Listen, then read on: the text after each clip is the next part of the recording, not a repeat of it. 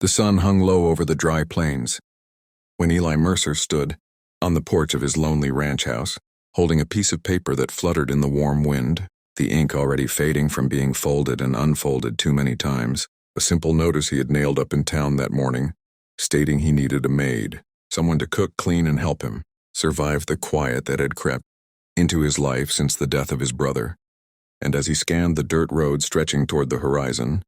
he expected nothing more than disappointment, because people didn't come out this far anymore, not unless they were desperate or lost, and Eli had long accepted that solitude was the price he paid for the land he loved, the cattle he raised, and the memories that refused to leave him. When hoofbeats finally broke the silence, he squinted into the light and saw not the worn figure of a drifter or a timid town girl, but a woman, riding with calm certainty, her posture straight, her presence commanding without effort, her dark hair braided neatly, her eyes steady like they had already measured the land and found it wanting of fear. And when she dismounted, her movements were deliberate, respectful and unafraid, and Eli felt something tighten in his chest, because this was not how loneliness usually ended. She spoke first, her voice level and clear, telling him her name was Naya of the Apache, and before he could respond, before his mind could catch up to the moment, she said words that seemed to shift the air itself. "I came to be your wife," and Eli laughed in disbelief, a short sound that died quickly when he realized she wasn't joking, because there was no playfulness in her expression, only resolve, and he stammered that there must be some mistake, that he had asked for a maid, not a wife. And Naya replied that she knew exactly what he had asked for, but life, she said, often answered requests with what a person truly needed rather than what they thought they wanted. She explained without drama that her people were being pushed from their lands, that survival sometimes required alliances built not on force but on choice, and that she had watched him in town, seen how he treated others, how he spoke little but listened much, how he carried grief without cruelty, and Eli felt exposed in a way no gunfight or storm had ever managed,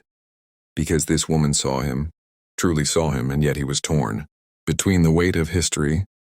pressing down on the space between them and the strange sense that fate had just knocked on his door, wearing dust and courage. He told her he couldn't offer promises, that life on the ranch was hard, lonely, and dangerous, and she smiled faintly and said she had not survived by expecting ease. And as the sun dipped lower,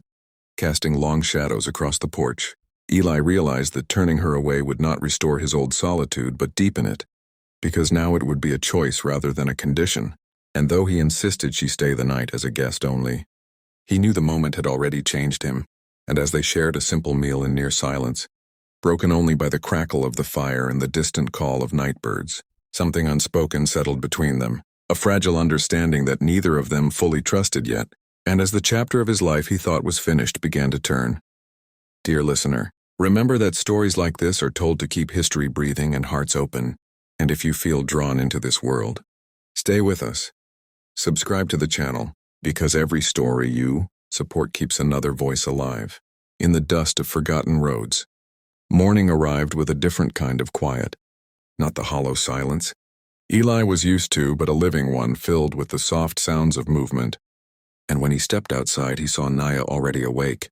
tending to the horses with practiced care, her presence altering the ranch in subtle ways, as if the land itself recognized her. And over the following days, what began as an uneasy arrangement grew into something neither of them had expected, because Naya did not behave like a servant, nor demand the title of wife. Instead, she worked beside Eli, asked questions about the land, shared stories of her people, and challenged his assumptions without anger.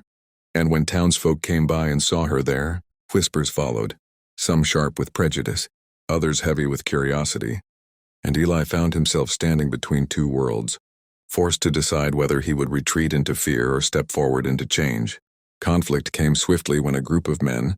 rode out with intentions thinly disguised as concern, warning Eli that harboring an Apache woman would bring trouble,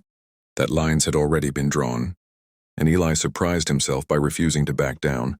his voice steady as he said that no one under his roof was a threat, and Naya watched him with an expression that held both gratitude and caution, because trust, she knew, was built slowly like fire from stone. The true turning point came when a storm unlike any in years swept across the plains, tearing fences, scattering cattle, and trapping Eli under a fallen beam in the barn. And it was Naya who found him. Naya who lifted what she could, stayed with him through the long night, and spoke to him to keep him conscious,